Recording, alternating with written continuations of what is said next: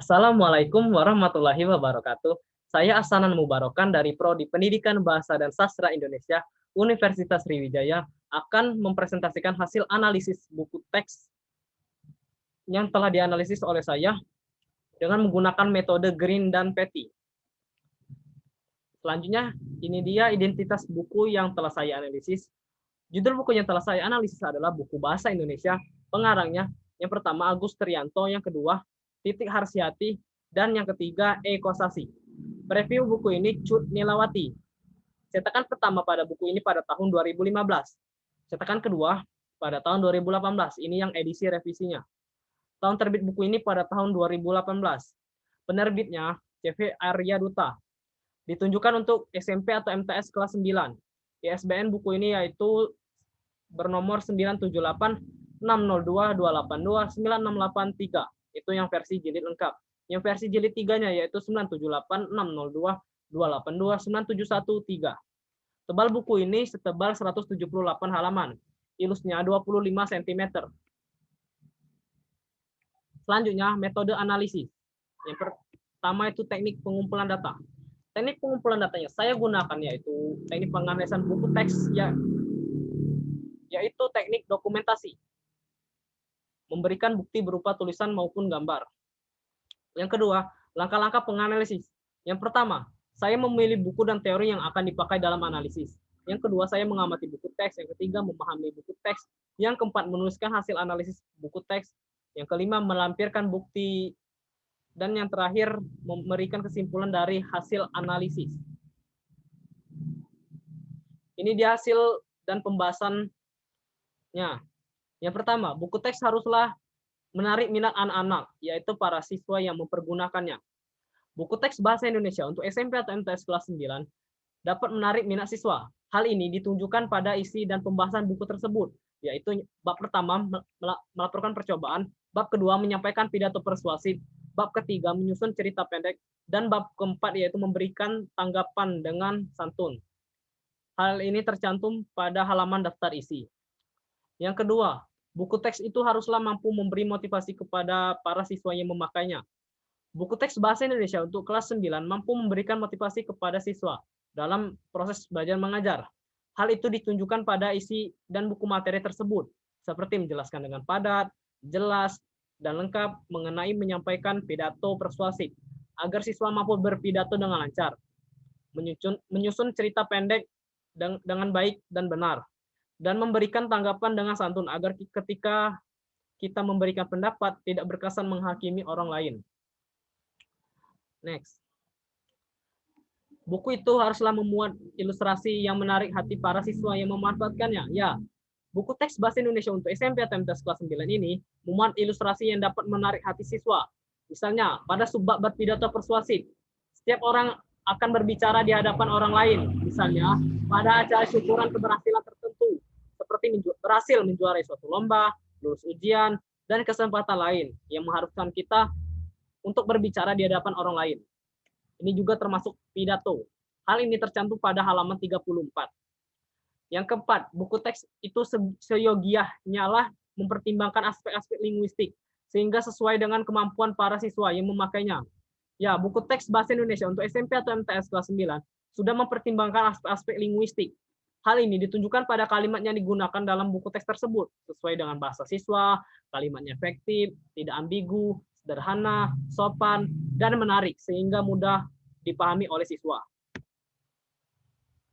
Yang kelima, buku teks itu isinya haruslah berhubungan erat dengan pelajaran-pelajaran lainnya. Lebih baik lagi kalau dapat menunjang dengan rencana, sehingga semuanya merupakan suatu kebulatan yang utuh dan terpadu. Buku teks bahasa Indonesia untuk SMP atau MTS kelas 9 tidak hanya berhubungan dengan materi mata pelajaran bahasa Indonesia saja, akan tetapi mata pelajaran lain juga. Misalnya, terdapat pada wacananya berhubungan dengan mata pelajaran biologi, yaitu praktikum mengenai jaringan silem, agar mengetahui jaringan silem pada tanaman pacar air. Itu tercantum pada halaman 17. Ada juga praktikum membuat pelangi, agar kita mengetahui cara-cara membuat pelangi buatan dan juga mengetahui keindahannya. Hal ini tercantum pada halaman 27. Lalu ada pula yang berhubungan dengan mata pelajaran sejarah pada wacana pohon keramat. Hal ini tercantum pada halaman 53, yang berisi ada sebuah pohon keramat di Gunung Beser yang terkenal dengan keangkerannya. Pohon itu adalah seorang warga kampung di kaki gunung tersebut, dan orang itu perang melawan Belanda sendirian. Dia bersemedi di Gunung Beser itu dan berubah menjadi pohon yang sangat harum. Konon, seseorang jika masuk ke Gunung Beser, niscaya mereka akan tidak dapat kembali lagi ke rumahnya. Yang keenam, membuat buku teks itu haruslah menstimulasi merangsang aktivitas-aktivitas pribadi para siswa yang mempergunakannya. Buku teks bahasa Indonesia untuk SMP atau MTS kelas 9 ini mampu menstimulasi dan merangsang aktivitas siswa. Misalnya pada subbab yang pertama nih, tugas terakhir adalah berpidato secara spontan atau tanpa teks di depan kelas, agar lancar dan fasih jika berpidato di tempat lain. Hal ini tercantum pada halaman 49. Yang kedua, buatlah cerpen yang mengangkat kehidupan remaja di sekitarmu, di daerahmu. Hal ini tercantum pada halaman 85. Lalu, ada juga kegiatan latihan yang menstimulasi dan merangsang aktivitas siswa yang lainnya. Terdapat pada subbab, buatlah tulisan tanggapanmu atas tulisan tanggapan Prio Windiarto agar mengetahui kelebihan dan kekurangan tulisan yang ditulis oleh Prio Windiarto. Hal ini tercantum pada halaman 106.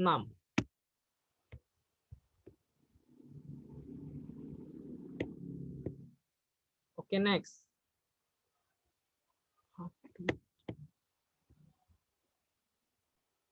Selanjutnya, buku teks itu haruslah dengan sadar dan tegas menghindari konsep-konsep yang samar-samar dan tidak biasa, agar tidak sempat membingungkan para siswa yang memakainya. Ya, di dalam buku teks Bahasa Indonesia untuk SMP atau MTS kelas 9 ini menjelaskan secara rinci pada topik yang diangkat. Misalnya pada subbab ciri-ciri kebahasaan teks naratif. Di buku ini sudah dijelaskan secara rinci dan jelas. Lalu pada subbab unsur-unsur yang harus diperhatikan untuk mendapatkan simpulan dari pidato persuasif. Pada subbab ini dirincikan unsur-unsur menyimpulkan pidato persuasif agar mudah dan menyimpulkan pidato persuasif yang baik dan benar. Hal ini tercantum pada halaman 38. Yang ke-8, buku teks itu haruslah mempunyai sudut pandang atau point of the view yang jelas dan tegas, sehingga juga pada akhirnya menjadi sudut pandang para pemakainya yang setia. Buku teks Bahasa Indonesia untuk SMP atau MTS kelas 9 ini sudah mencakup semua keterampilan berbahasa dan keterampilan bersastra sesuai dengan kurikulum 2013. Misalnya, A. Keterampilan berbahasa. Yang pertama, menyimpulkan isi pidato yang dibacakan dalam beberapa kalimat. Ini termasuk dalam keterampilan mendengarkan. Yang kedua, berpidato di depan kelas agar menggunakan pilihan kata dan kalimat efektif. Ini termasuk ke dalam keterampilan berbicara. Yang ketiga, menemukan makna kata tertentu dengan kamus secara cepat dan sesuai dengan konteks yang diinginkan melalui kegiatan mengidentifikasi cerpen. Hal ini termasuk ke dalam keterampilan membaca. Yang keempat, menulis cerpen dengan memperhatikan cara pengungkapannya dan bahasa yang baik dan benar. Ini termasuk keterampilan menulis. B. Keterampilan bersastra. Yang pertama, menemukan hal-hal menarik dari dongeng yang diperdengarkan. Ini termasuk ke dalam keterampilan mendengarkan. Berpidato dengan urutan yang baik, suara, lafal, intonasi, gestur, dan mimik yang tepat. Ini termasuk ke dalam keterampilan membaca. Mengomentari buku cerita yang dibaca. Ini termasuk dalam keterampilan membaca. Menulis cerpen yang sesuai dengan syarat cerpen. Ini termasuk ke dalam keterampilan menulis. Yang kesembilan yaitu, buku teks itu haruslah mampu memberi pemantapan, penekanan pada nilai-nilai anak-anak dan orang dewasa. Di dalam buku teks Bahasa Indonesia untuk SMP atau MTS kelas 9 ini, terdapat topik yang mengangkat nilai-nilai yang berlaku dalam masyarakat. Misalnya, topik pidato yang dengan skema isi pidato mengandung nilai sosial, seperti jangan buang sampah sembarangan, anti kekerasan, dan anti tawuran. Hal ini tercantum pada halaman 49. Ada juga dalam menyampaikan tanggapan yang mengandung nilai sosial juga, seperti menghargai dan menghormati tanggapan orang lain, menghargai perbedaan dari orang lain, dan harus memberikan rasa nyaman kepada orang lain. Hal ini tercantum pada halaman 95. Dan yang terakhir yaitu yang ke-10. Buku teks itu haruslah menghargai perbedaan-perbedaan pribadi para siswa pemakainya. Ya, buku teks Bahasa Indonesia untuk SMP atau MTS kelas 9 ini, perlakuan antara siswa yang satu dengan yang lainnya sama. Tidak ada perbedaan sedikit pun dari segi apapun pada diri siswa. Misalnya, dalam kegiatan memberikan tanggapan, Jangan sampai memuji, malah sebaliknya. Hati-hati memuji berdasarkan suku, agama, ras, atau penampilan fisik seseorang. Contohnya, kamu hebat untuk ukuran orang desa. Atau contoh yang kedua nih, tidak ada orang kampung yang sepintar kamu. Nah, ini menyiratkan bahwa orang desa atau orang kampung itu tidak ada yang hebat atau pintar. Hal ini tercantum pada halaman 95. Baiklah kesimpulan, inilah kesimpulan yang dapat saya simpulkan. Berdasarkan analisis yang dilakukan penulis terhadap buku teks bahasa Indonesia untuk SMP atau MTS kelas 9, penulis menyimpulkan bahwa buku teks tersebut memenuhi kriteria yang dikemukakan oleh Green dan Petty. Maka buku tersebut termasuk buku yang berkualitas dan terbukti bahwa buku tersebut telah memenuhi syarat kelayakan untuk digunakan dalam proses belajar dan pembelajaran mata pelajaran pendidikan bahasa untuk SMP atau MTS kelas 9. B. Saran.